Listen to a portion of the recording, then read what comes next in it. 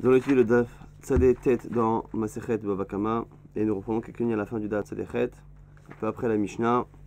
Nous précisons qu'il est tout à fait normal d'entendre les slichot pendant le shiur, puisque là on a un office. Et également, vu que le Daf est très chargé aujourd'hui, que le Daf de demain par contre sera plus court, il est assez probable que nous laissions à la fin du Daf quelques lignes pour l'étude de demain. En tout cas, on a vu dans une Mishnah que lorsque l'on donnait un ustensile, un objet, à réparer à un ouman, un artisan, et qu'il le cassait, l'artisan devait le payer. Là-dessus, Ravassi avait dit que c'est quand on lui donnait un ustensile qui était déjà en bon état et que lui le cassait. Mais si par contre on lui demandait de fabriquer un objet, on lui donnait de la matière première et qu'il fabriquait l'objet, si après avoir fabriqué lui-même l'objet, il le casse, il n'a pas à payer l'objet fini, il n'a qu'à rembourser la matière première si elle est abîmée, ou sinon rendre la matière, et à ce moment-là il n'y a rien. On apprend ici que en fait le shvar du keli, le profit qu'il y a, la plus-value qu'il y a entre la matière première et l'ustensile appartient au ouman, c'est ça qui vend. Donc il est connu, Beshvar Keli, c'est l'avis de Ravassi. Et là-dessus on avait objecté en disant que dans la Mishnah on avait l'impression que Stam, quand on donnait un ustensile et qu'il le cassait, ça voulait même parler d'un cas où on donnait de la matière première. L'Agma dit non, c'est Sheda Tevo Migdal. L'Agma objecte et dit Hamide Katane Beseifa.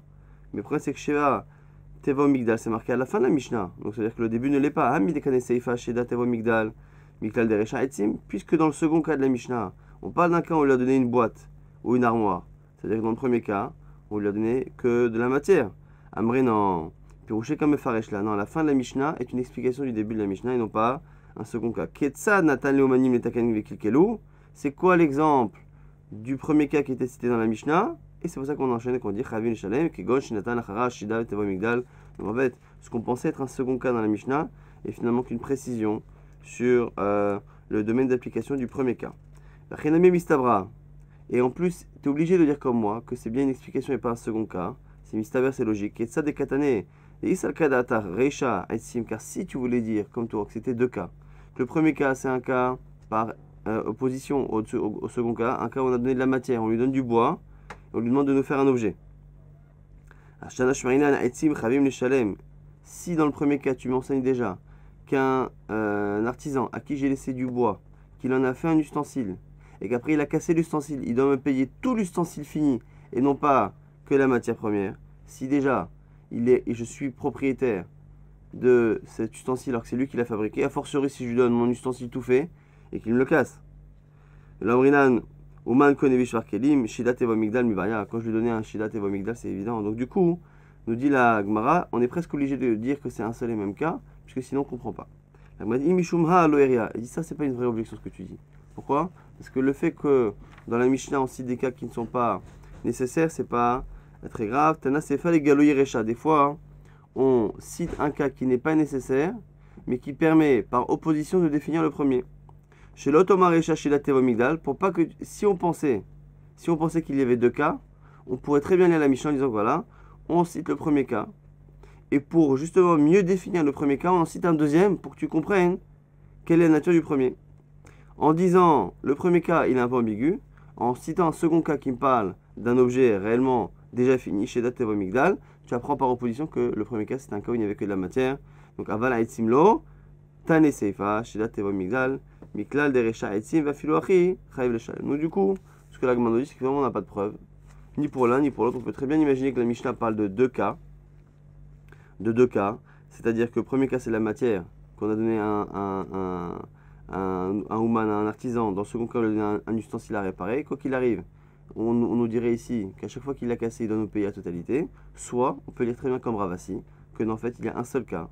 Un seul cas, c'est le cas où je lui donne un objet. Lorsque je lui donne un objet à réparer qui me le casse, à ce moment-là, il doit me payer l'objet. Si par contre je lui donne une matière, la matière, effectivement, elle est à moi. Mais par contre, l'objet qui aura à la fin est un objet finalement qui nous appartient tous les deux. Moi, qui lui ai donné la matière, je suis propriétaire de la matière.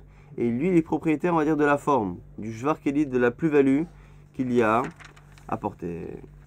Maintenant, la Gemara apporte un enseignement qui va peut-être confirmer, une Mishnah qui va confirmer ce que dit Ravassi. Leima Misayale, une Mishnah. Anoten Semel Atzaba, celui qui donne de la laine à, je ne connais pas le nom en français, celui qui colore, un teinturier.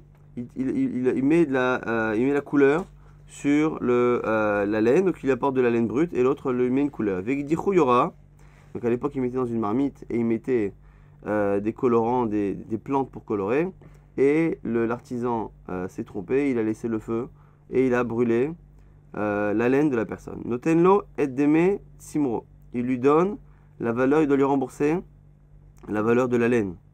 Alors de là on déduit, demet samroin, demet samro veshifro, là on voit bien qu'on ne lui rembourse que la valeur de la laine et non pas la valeur de la laine colorée, de la laine et de la couleur. Là, chez Gdicho lachan nefila, deika shifra, ou shma mina, ou man kone bishvar keli. L'agma envisage au départ qu'on parle d'un cas où la marmite a brûlé parce qu'il est resté trop longtemps. C'est-à-dire qu'il a mis les colorants, il a mis la laine, ça a pris, la couleur a pris, mais à la fin, il a laissé trop longtemps et à la fin, ça a brûlé. Et donc à ce moment-là, ça voudrait dire que quand ça a brûlé, la laine avait déjà pris sa plus-value. La plus-value liée à la couleur était déjà là. Et donc, on se rendrait compte ici qu'effectivement, même si c'est devenu un ustensile, maintenant c'est devenu un tissu presque, on voit que le Ouman, l'artisan, est propriétaire de cette plus-value et donc il n'a pas à la rendre au client. Donc ce serait une preuve pour Ravasi. Shmuel dit c'est pas une vraie preuve. Amar Shmuel, Chabema Askinan, non, qui te dit peut-être que il a brûlé la laine immédiatement, peut-être qu'il a mal réglé le feu et qu'avant même que la laine prenne la couleur, la laine elle s'est carbonisée et elle s'est abîmée. On va dire si c'est ça, ça veut dire que dans le cas où par contre ça a brûlé après, tu serais d'accord avec nous. Donc tu es en train de dire toi que si cette Mishnah parle spécifiquement d'un cas où ça a brûlé tout de suite, et c'est pour ça qu'on dit que le Ouman ne rembourse pas la plus-value, ça sous-entend que si par contre la couleur avait pris dans la laine, il aurait dû rembourser à la fois la laine, à la fois la plus-value. Et donc du coup, cette Mishnah serait contre Ravasi, en tout cas selon Shmuel. Amar lecha Shmuel, Shmuel te dit, Achar b'maskinan kigon, des tsemer vesamanim, des balabait, des tsaba agar yede, ou des shakil. Shmuel propose de dire qu'en fait, on peut très bien imaginer que dans le cas là-bas du tsemer, à la fois la laine et à la fois la couleur, la coloration, appartiennent au balabait. Et que ici, il est juste payé pour le travail. Il le paye juste pour le travail. Et donc du coup, dans ce cas-là, effectivement, il est payé pour faire cuire et pour faire la chose. Donc du coup, il n'y a pas de raison qu'on ait la question sur Shvarkeli. La Gemara dit, merci, c'est ça. Le Ouman, l'artisan, devrait rembourser à la fois la laine et à la fois la couleur, qui appartient aussi au client. Iachi, notenlo demet samro vetsamani, va ele. La Gemara dit, la Shmuel, dérouillé ka matrele. Donc du coup, ce que nous dit la Gemara, c'est que finalement, Shmuel ne pense pas réellement comme ça. Il n'est pas contre Ravasi. Simplement, ce qu'il est en train de dire, c'est que c'est pas une preuve. Tu as voulu apporter une preuve de cette Mishnah comme Ravasi. Moi, je dis que c'est pas une preuve. Pourquoi? Parce qu'on peut très bien imaginer, finalement que la Mishnah parle d'un cas où ça brûlait tout de suite. Donc ça a pu brûler tout de suite. Ça a pu brûler plus tard. Ce qu'a voulu dire Shmuel, qui lui-même dans l'absolu pense comme Ravasi, c'est que la Mishnah n'est pas une preuve.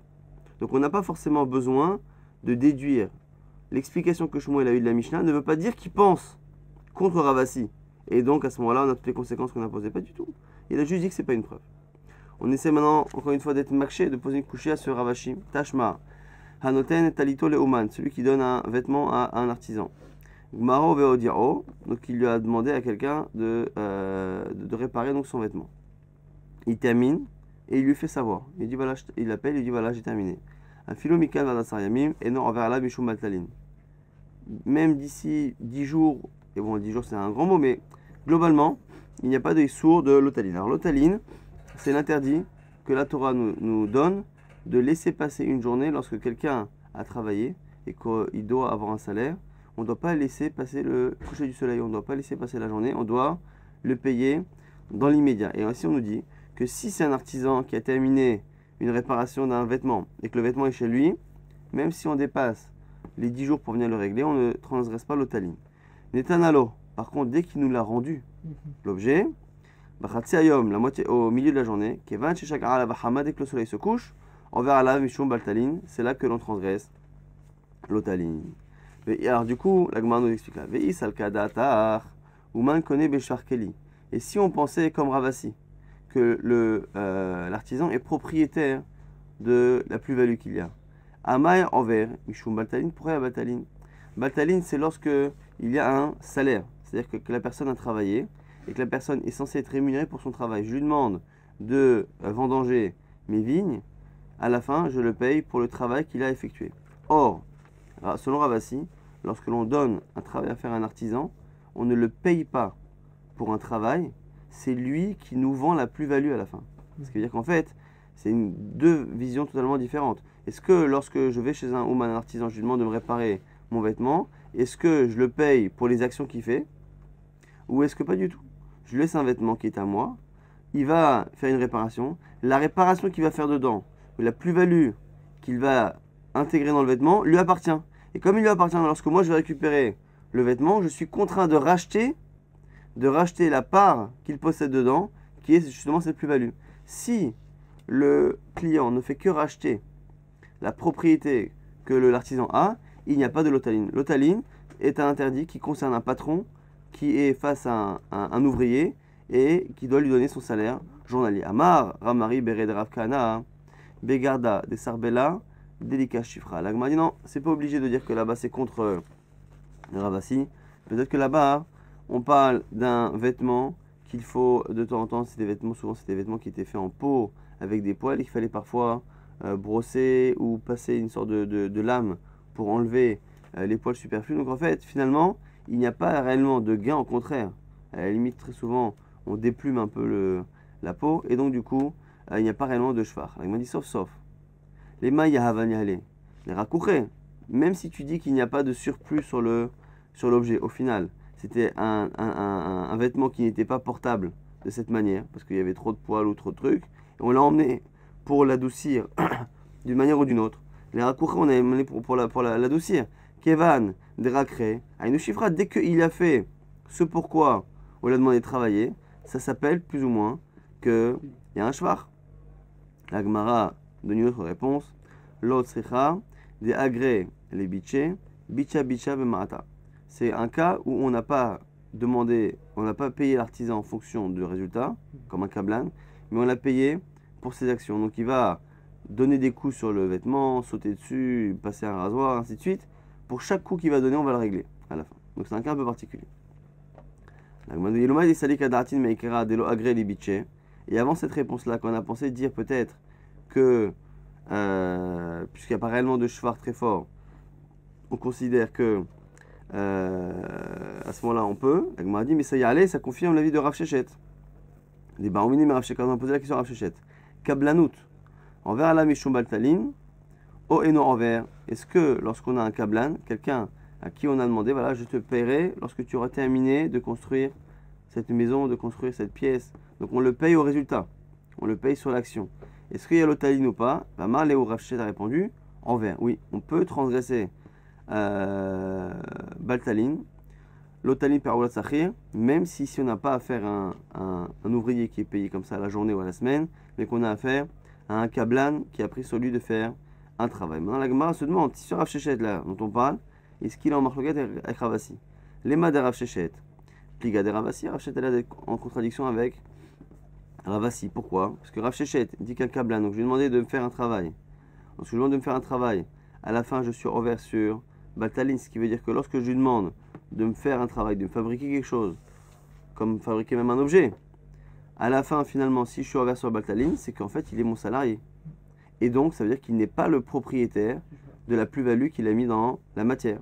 Alors que Ravasi a dit que non, quand je donne de la matière à quelqu'un pour me faire quelque chose, la matière m'appartient, mais la plus-value liée à la main de l'artisan appartient à l'artisan et c'est lui qui me la vend. Donc en fait il est vendeur de cette plus-value et non pas mon employé. Donc la Gemara dit c'est incompatible après Rav Shechet et Ravasi. Amar Shmuel Baracha, Beshlicha de Egarta. La Gemara dit non, Rav Shechet parle d'un cas particulier. Il parle d'un chaliar, celui qui va envoyer des lettres, ceux qui transportent du courrier.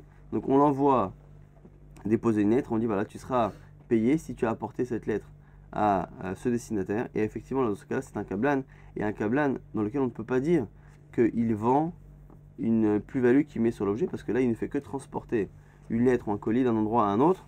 Et donc, dans ce cas-là, il n'y a pas de raison de faire une marque entre Rav Shechet et Rabbi Assi. Alors, les maquettes maintenant, la Gemara se demande si ce que dit Rav Assi n'est pas lié à une marloquette anaïm. Asali, Shirim, Nizamim, Metabaot, Vekadeshlach. Alors, on a une femme maintenant qui va voir un artisan et qui lui dit si tu veux m'épouser, je veux que tu me fabriques des tzmidim, des shirim, donc c'est des bracelets, des amim, tabarot, des anneaux, des bagues, ainsi de suite. Elle lui fait une commande et elle annonce qu'elle sera mariée comme cela. Kevan chez Asaan Mekudeshet. Dès qu'il les fabrique, elle est mariée. Ce qu'on va voir par la suite qui n'a pas de sens, ce qu'il ne lui a pas donné. En tout cas, comme ça que c'est lui apparemment. Divrei Rabbi Meir, c'est Rabbi Meir. Vachachamim omrim, Eina Mekudeshet, Hachi Agia Mamon Liada. Selon Chachamim, elle n'est pas mariée tant qu'elle n'a pas reçu l'argent dans la main. Elle m'a dit Maïm Mamon, de quel argent on parle? Il est Maoto Mamon. Si tu parles, si l'argent c'est les fameux bijoux en question, ça veut dire que Rabbi Meir pensait qu'elle était mariée avant même qu'elle reçoive les bijoux, ça n'a pas de sens. Et que là, Rabbi Meir, ça va, Auto Mamon Lo. Et là, même Mikacha, comment elle sera mariée? Je suis ta femme. Si tu fabriques une bague, même si c'est une condition, il faut tout de même qu'elle reçoive quelque chose. Et la pshita même Mamon acher. Donc là, on dit forcément que quand on dit Mamon, c'est Mamon acher, c'est un autre argent. Et donc du coup, c'est quoi la marloquette? C'est est-ce qu'elle est mariée avec les bijoux ou est-ce qu'elle n'est pas mariée avec les bijoux? Il faut donner une prouta par ailleurs. Comme ça, on va lire la Mishnah. Lorsque la femme dit à un artisan, fabrique-moi tel bijou, selon Rabbi Meir, s'il fait les bijoux qu'il lui donne, elle est mariée avec ces mêmes bijoux en question. Selon Chachamim, ça ne marche pas. Il faut trouver de l'argent par ailleurs. Maintenant, quelle est la marloquette entre les deux? Et vous allez voir que ici, la marloquette peut se situer à plusieurs reprises. Déjà, quel est le statut d'une commande? Lorsque l'on commande un objet. Donc la femme ici est venue, en l'occurrence, commander des bijoux. Est-ce que je ne suis obligé de payer l'artisan qu'à la fin de la fabrication? Ou dès le départ? Est-ce que pendant tout le processus de fabrication, à chaque fois que l'artisan investit de la matière, investit du temps, est-ce que je deviens au fur et à mesure chayav, je deviens, je lui donne l'argent. Ça c'est la première chez là. Et en fonction de ça, ça va changer. Est-ce que si on dit qu'elle lui doit de l'argent, à la fin lorsqu'il lui donne les bijoux, elle est mariée avec l'annulation de la dette que la fabrication a causée. Et donc du coup c'est Mikadesh Bemilva. Après il y a aussi un autre problème, c'est est-ce qu'on peut épouser une femme avec une dette ou pas? En général on dit non, mais parfois on peut dire oui. Et après on a notre problème actuel, est-ce que effectivement est-ce qu'on est connu Beshvar Keli? La Gemara va justement expliquer que c'est lié à tout cela. Ça, on pense pour l'instant des couleurs almaïch, les sirot bitrila varatsof. Tout le monde pense pour l'instant que lorsque je commande quelque chose chez un artisan, je lui suis redevable dès qu'il commence à travailler. Il commence à travailler, il investit du temps, il investit de la matière. Chaque investissement de sa part fait que ma dette augmente.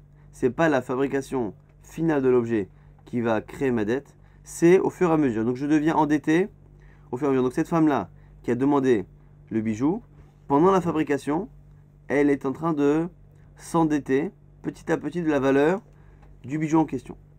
Et également, des couleurs alma, mekadesh memilva, et namekudeshet. Et on pense pour l'instant qu'on ne peut pas épouser une femme avec un prêt. Et du coup, lorsque on se retrouve à la fin, maïlav, beuman kone beshvar keli, kami plagué. Et du coup, la marloquette, elle serait liée à notre sujet. Est-ce qu'on est kone beshvar keli? Rabbi Meir, ça va, ouman kone beshvar keli. Que Rabbi Meir, il pense qu'un artisan, il acquiert la plus-value qu'il y a dans un ustensile. Vers Rabbanan, c'est vrai, et nous connaît, Béchar Keli, Rabbanan, il pense qu'il n'est pas le propriétaire justement de cette plus-value. Donc ici, on a donc cette femme-là qui a commandé donc des bijoux. Si on regarde cette dette qu'elle se crée au fur et à mesure, si à la fin, lorsque il lui donne l'objet, qui lui dit voilà, tu ne me payes pas, et que je t'épouse avec cet argent, c'est sûr que ça ne marche pas. Parce qu'on pense pour l'instant que Milva, qu'on ne peut pas épouser une femme avec une dette, et qu'on pense pour l'instant que la commande a causé une dette chez la femme. Maintenant, comment il peut l'épouser éventuellement? Avec ce qu'il possède dans les bijoux, c'est justement la plus-value, le travail manuel qu'il a mis dedans. Et donc s'il l'épouse avec ça, ça marche. Mais ça marche, selon Rabbi Meir qui penserait, comme Ravasi, qu'il est propriétaire du Shvar Keli, et Rabbanan qui penserait que non, c'est parce qu'il pense justement pas comme Ravasi. Ça, c'est une première possibilité. Mais on a vu que pour penser cela, il fallait déjà avoir un certain avis par rapport à Isrerut Mitrila Ve'atzov, quel est le statut d'une commande et quel est le statut d'un mariage qui est fait avec un prêt. Il m'a dit, lo, écoute, Alma, Enouman connaît Bishwar, qu'il n'est pas du tout, peut-être que ça n'a rien à voir, peut-être que tout le monde est d'accord que le propriétaire n'est pas, que l'artisan n'est pas propriétaire du Shvarkeli. Et la Chab et Yeshnal Isrerut Mitrila Ve'atzov, Kami Plagetek, la discussion elle porte sur le premier point. Est-ce que lorsque je fais une commande, je m'endette dès le départ ou pas? Rabbi Meir, ça va, Enisroudala Levasov, Rabbi Meir, il pense que pas du tout. On ne commence à être hayav qu'à la fin. Mais Rabbanan, c'est vrai, Rabbanan pense que Yesh l'Isrirut Mitrila Ve'atzov. Et du coup, puisque selon Rabbi Meir, c'est à la toute fin qu'elle devient endettée, à ce moment-là, il peut l'épouser avec l'argent qu'elle ne lui doit pas encore, mais qu'elle va lui devoir lorsque il lui donne les bijoux. Selon Chachamim, comme cette dette est déjà passée, on ne peut pas épouser une femme avec une dette qui a été faite. Quand on dit qu'on n'épouse pas une femme avec une dette, c'est qu'on n'épouse pas une femme avec l'annulation d'une dette. Mais si cette dette n'existe pas encore, on peut dire, voilà, je vais te donner ça, et au lieu que tu me payes, ça servira de Kiddushin. Si tu veux, tu peux dire que la marloquette, elle est ailleurs, des couleurs alma, yeshan, que tout le monde est d'accord que c'est un milva, que c'est une dette et que dès le départ, elle s'est endettée. Mais la marloquette est sur l'autre point. Donc, Kadesh milva kamé plagué. Est-ce qu'on peut faire des Kiddushin avec une dette annulée? Certains pensent que non en général, mais peut-être que là c'est marloquette. Rabbi Meir, ça va. Kadesh milva mekoudeshet. Rabbi Meir penserait qu'on peut être Mekadesh milva. Les Rabbanan qui ne sont pas d'accord, c'est vrai. À Mekadesh milva, il y en a mekoudeshet. Donc on a ici trois possibilités, puisque pour dire que ça ne marche pas, il fallait avoir 3 points. Le fait de penser qu'une commande créait une dette dès le départ au fur et à mesure de la fabrication, il fallait aussi penser qu'on ne peut pas épouser une femme avec une dette annulée. Et troisièmement, il fallait, pour dire que ça ne marchait pas ici, penser que l'artisan n'est pas propriétaire de la plus-value qu'il a mis dans la matière. Et du coup, puisqu'il fallait ces 3 points, on peut très bien imaginer que la marloquette entre Rabbi Meir et Rabbanan se situe dans un des 3 points. Dès que sur un des 3 points, on a un désaccord, on tombe sur une marloquette. Donc on a 3 possibilités d'expliquer pour l'instant cette marloquette Rabbi Meir Rabbanan, puisqu'on a 3 points importants pour dire que ça ne marche pas. Rava propose une 4e. Des koulalma, yeshan esrod mitrila ve'atzov, ou des koulalma, kadesh milvaina mekoudeshet, ou des koulalma, et nous mal connaît bishvarkeli. Pas du tout. Moi je pense qu'il est possible de dire que ça n'a rien à voir avec tous ces sujets. Alors, c'est-à-dire que tout le monde est d'accord qu'elle a une dette depuis le départ quand elle commande. Tout le monde est d'accord qu'on ne peut pas épouser une femme avec une dette. Et tout le monde est d'accord ici que l'artisan n'est pas propriétaire de la plus-value. Donc il faut comprendre ici comment, selon Rabbi Meir, elle est mariée. Et là, Rabbi Meir Askinan, qui gon shosif la nofer michelo. C'est un cas où il a rajouté une pierre. Elle a demandé une bague sans pierre ou avec une pierre et lui rajoute une autre pierre. Et il lui dit, je t'épouse avec la commande que tu as faite, plus ces choses-là. Et quelle est du coup la discussion? Rabbi Meir, ça va milva ou pruta, da'ata pruta. Lorsqu'une femme est mariée avec une milva, avec un prêt, on a dit une annulation d'un prêt, d'une dette, ne peut pas servir de mariage. Est-ce que lorsqu'on épouse une femme, avec l'annulation de la dette, plus quelque chose qui est bon pour le mariage, comme une pruta, est-ce qu'on dit que la femme veut les deux? Et donc, on ne peut pas la marier parce que la moitié de ce qu'on lui propose n'est pas cachère pour faire les kiddushin, ou est-ce qu'on dit qu'elle s'attache à la partie qui est cachère? Da'ata pruta, on dit Rabbi Meir. Elle pense à la pruta. Donc là, ici, c'est pareil. Si elle lui a fait une commande de bijoux, et que, on pense ici selon Rava, qu'il ne peut pas l'épouser avec ces bijoux-là. Pourquoi? Parce que c'est soit une annulation d'un prêt, d'une dette, soit la plus-value elle-même n'appartient pas à l'artisan. Donc la seule manière de dire ça, c'est qu'il lui a rajouté une pierre. Et donc il faudrait dire qu'en lui donnant ce bijou avec cette pierre en plus, il lui dit, voilà, je t'épouse avec cette commande qui ne peut pas servir de kiddushin dans l'absolu, et la pierre que j'y ai rajoutée, qui elle là est à moi est en plus, et là il faudrait dire qu'elle accepte que pour la pierre. Ça c'est Rabbi Meir. Rabbanan c'est vrai, milva ou pruta da'ata à milva, et Rabbanan il pense que par contre lorsqu'on a quelque chose qui n'est pas possible pour les kiddushin comme milva plus autre chose, on dit que la femme pense aussi à la milva au prêt, donc du coup ça ne marche pas. Et il va retrouver cette marloquette dans une braïta, biflukta de anetanae, et cette marloquette Rabbi Meir Rabbanan, on la retrouve dans une braïta. Détania. Bessachar chez un site Yaimar Enam Mekudeshet. Celui qui a travaillé pour une femme et qui lui dit je t'épouse avec le travail que je t'ai fourni. Enam Mekudeshet. Elle n'est pas mariée puisqu'il a déjà travaillé et qu'elle, dans ce cas-là, c'est une dette, un salaire qu'elle lui doit et il ne peut pas la marier avec cette dette-là, l'annuler. Bessachar chez Aïsé Aïmar. Par contre, s'il lui dit je t'épouse avec le salaire du travail que je vais te faire demain. Comme il n'a pas encore travaillé, il n'y a pas encore de dette, ça marche, elle est mariée aujourd'hui, à condition qu'il travaille demain. Mekudeshet, Rabbi Natan Omer, Bessachar Sha'isa Imar, et la Mekudeshet, les Kosh Shekel Bessachar Sha'asita Imar, selon Rabbi Natan, elle n'est jamais mariée, que le travail ait été fait, ou que le travail s'apprête à être fait. Rabbi Dohan Anasi Omer, Behemet Amo lui dit Behemet Amo, c'est-à-dire que c'est Alacha, les Moshe, que du coup il n'y a pas de doute. Ben Bessachar Sha'asita Imar, Ben Bessachar Sha'isa Imar, et la Mekudeshet, Ve Osif. La nofer Michelo, Mekudeshet. Donc il dit la même chose que Rabbi Nathan. Simplement il rajoute que si cette personne-là a rajouté une petite pierre précieuse dans la transaction des Kiddushin, elle est mariée. Quand on regarde bien cette braïta avec trois avis, on a quoi? Ben Tanakama et Rabbi Nathan, Ike Ben Ayosrirut. La marque entre le premier avis et le deuxième, c'est quoi? C'est est-ce que quand il l'épouse avec le travail du lendemain, est-ce que ça marche? Donc en gros, est-ce que l'on peut épouser une femme avec un salaire à venir? Avec un salaire passé, les deux sont d'accord que non. Avec un salaire à venir, c'est une marloquette, Tanakama Rabbi Nathan. Maintenant, Rabbi Nathan dit qu'aucun salaire, ni passé ni futur, ça marche pas. Vient Rabbi Nanassi, il dit la même chose.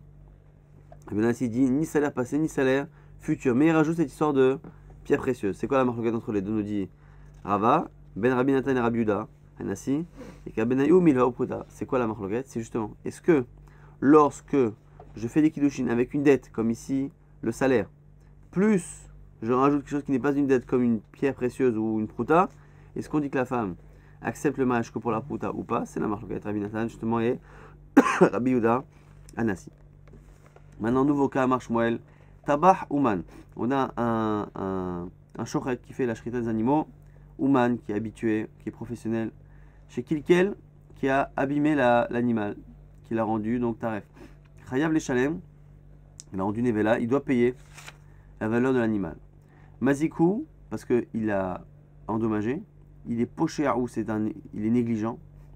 Naasa, qui omerlo, shechot li mikan, et shachot le mikan. Et on considère, c'est comme si on lui avait dit, fais-moi la shrita au niveau de la gorge, et qu'il il a fait la shrita au niveau d'un autre endroit, et qu'il a rendu l'animal Nevela de manière presque volontaire.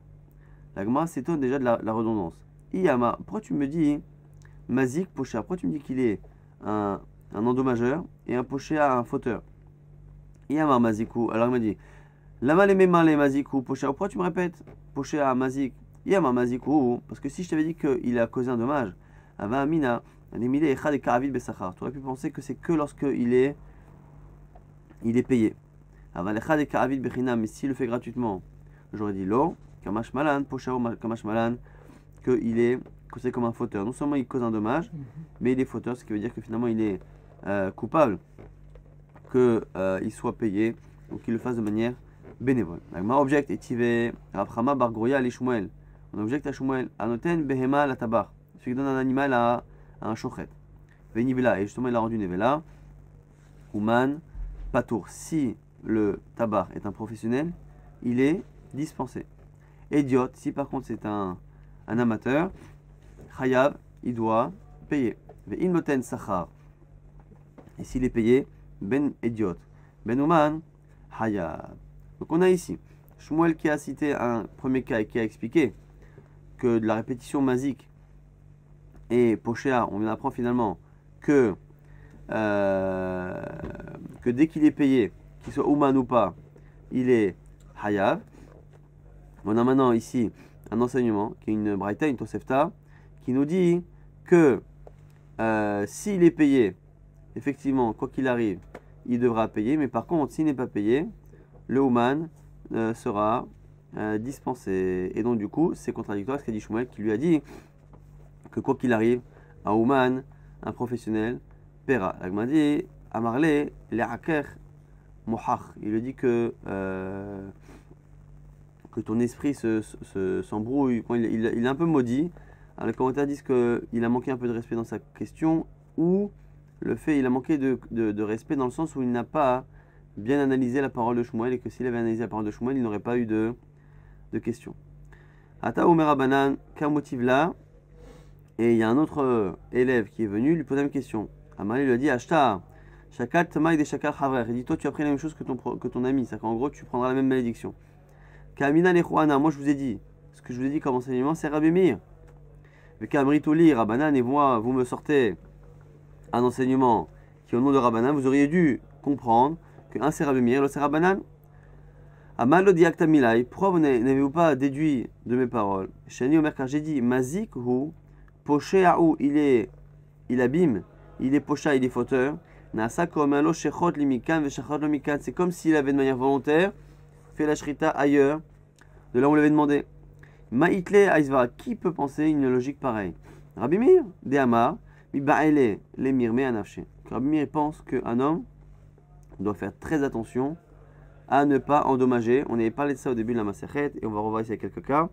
C'est que Rabbi Meir pense qu'un homme est particulièrement chayav de faire attention à ne pas être négligent, à ne pas faire du dommage. Est-ce que lorsque quelqu'un est légèrement négligent et maladroit et qui cause un dommage, est-ce qu'il est chayav ou pas? Selon Rabbi Meir, oui, il a dit voilà, vous aurez dû comprendre que moi je suis comme Rabbi Meir. Ce que j'ai cité, c'est Rabbi Meir. Rabbi Meir pense que toute négligence, même légère, est fautive. Et donc, un tabar, un shochet professionnel, normalement, quoi qu'il arrive, on ne tolère aucune négligence. Alors que toi, tu es comme Rabbanan. Rabbanan pense qu'on peut tolérer une petite négligence lorsqu'il n'y a pas d'engagement contractuel, mais par contre, lorsqu'il y a un sachar, lorsqu'il y a par contre un salaire, là, effectivement, c'est là qu'il est chayav.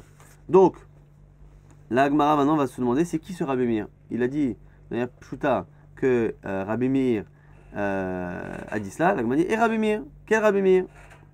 Il est maha Rabbi Meir. Si c'est ce Rabbi Meir, la Gemara donne au passage un siman pour se rappeler. Kouf lemen nun siman kalan, parce qu'on a 4 cas qui vont citer. Ksharo be'alav. Le second cas, c'est Litzbo alo adom. Et le dernier cas, c'est Nishbera. Donc Kouf lemen nun. Premier cas dit, on propose. C'est peut-être ce Rabbi Meir qui nous apprend que Rabbi Meir ne tolère aucune maladresse, négligence. Ksharo be'alav emosera.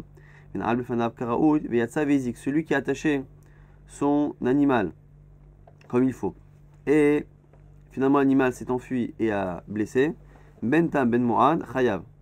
Dit vrai Rabbi Meir dira que l'animal soit tam ou mu'ad, il faudra payer. La Gemara dit non, là-bas c'est spécial. Atam bekrae pligé, là-bas c'est une marloquette sur les versets. C'est-à-dire que Rabbi Meir là-bas trouve sa logique dans les versets, ce qui veut dire qu'on ne peut pas déduire une logique globale dans la Torah, qu'on est responsable de toute maladresse et de toute négligence, même la plus légère, puisque là-bas, c'est une raison qui est marquée dans le verset. Et là, Rabbi Meir, peut-être c'est un autre Rabbi Meir d'Itnan. On a demandé à un teinturier de colorer en rouge, il a coloré la laine en noir, en rouge. Rabbi Meir, Omer, notenlo, deme, samro.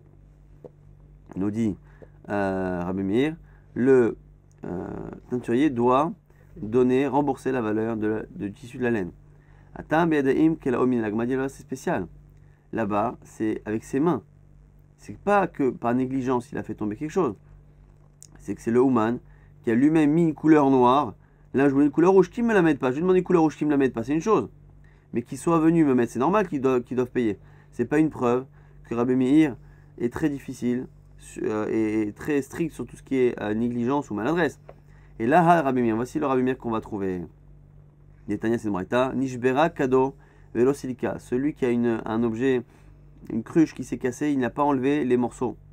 Naflag Malo Velo Amida, où son chameau est tombé avec le chargement et il n'a pas enlevé. Rabbi Meir Omer. Et du coup, voilà, le chargement que le chameau fait tomber ou les restes de l'amphore cassé ont causé un dommage chez un tiers. Rabbi Meir Omer, Chayav Benizakin, il doit payer les dommages. Il ne sera pas chayav dans ce tribunal du monde d'en bas, mais dans le tribunal céleste, oui. Kaimalan, et Benikal, Poshéahu, pligué, et on avait déjà expliqué que cette marloquette est dans un cas où il avait trébuché. Donc il a trébuché sur son amphore et il l'a fait tomber. Il a trébuché à côté de son chameau qu'il a fait tomber. Donc il n'a pas fait exprès de causer cela, et il sera tout de même responsable des conséquences. C'est de là que Shmuel tire, que Rabbi Meir pense qu'on est très strict sur les négligences et les maladresses, et du coup, c'est la raison pour laquelle le tabac, le shochet, tant qu'il est même s'il est professionnel, même s'il n'est pas payé, il sera chayav, quoi qu'il arrive, de payer lorsqu'il a abîmé la bête, alors que selon Chachamim, non, selon Chachamim, on peut tolérer certaines erreurs chez les gens, sauf lorsqu'il y a un contrat et il y a un salaire. Amar Rabba bar Bachana, Amar Rabbi Yochanan, Tabach Uman, Shekilkel, Hayav. Maintenant, on nous dit ici, Rabbi Yochanan, un tabac, un shochet, qui est professionnel, qui a abîmé, il est chayav, il doit payer. Filouhu Uman, qui est après Tzipporé, même s'il est aussi professionnel que les tabachés de Tzipporé, de la ville de Tzipporé. Alors, quel est le chidou? Je veux dire que, même s'il est très moumré, parce qu'on aurait pu penser que le fait d'être professionnel, justement, ça l'engage. Mais d'un côté, c'est parce qu'un animal, il y a toujours des cas exceptionnels, toujours des cas de force majeure. Et donc on aurait pu penser qu'à un certain niveau de professionnalisme, on imagine que l'erreur qu'il y a eu est un cas de force majeure qui serait arrivé à n'importe qui. Donc c'est pour ça qu'on apprend ici sur Rabbi Yochanan que quoi qu'il arrive, il devra payer. Est-ce que Rabbi Yochanan peut penser ainsi? Pourtant on raconte une histoire où un jour, devant Rabbi Yochanan, on a eu une histoire comme ça au Beth Knesset de la ville de Maon. Ve'amarle zil aiteraya de mamchit et tanegolim ve'eftarach. Et Rabbi Yochanan a dit au shochet, va m'apporter ton diplôme qui me montre que tu es professionnel afin que je te dispense de payer. Sous-entendu, s'il est pro, il ne paye pas. Elle m'a dit, lokasha kan bechinam kan besachar. Elle m'a dit, non, c'est pas une kushia. Ça dépend s'il est payé ou pas payé. Donc Rabbi Yochanan n'aurait dit que le professionnel ne paye que si il est lui-même rémunéré. Kiadama Rabizera, comme ce qu'a dit Rabizera, celui qui veut avoir une assurance que le shochet lui paye l'animal s'il fait une erreur, il y a que Dimlo dinar qui lui verse immédiatement avant de commencer un dinar, et c'est ce dinar justement qui va permettre d'être certain que la personne puisse être responsable. Maintenant on objecte sur la chita de Rabizera et Rabbi Yochanan, mitive amolir chitim letachon velo letatan, celui qui emmène des grains pour les moudre. Et à l'époque, pour moudre le grain et pour séparer la clipa, l'écorce du grain, il fallait d'abord les humidifier. Si on n'humidifiait pas le grain avec de l'eau, à ce moment-là, tout se mélangeait et on avait une farine qui n'était pas propre.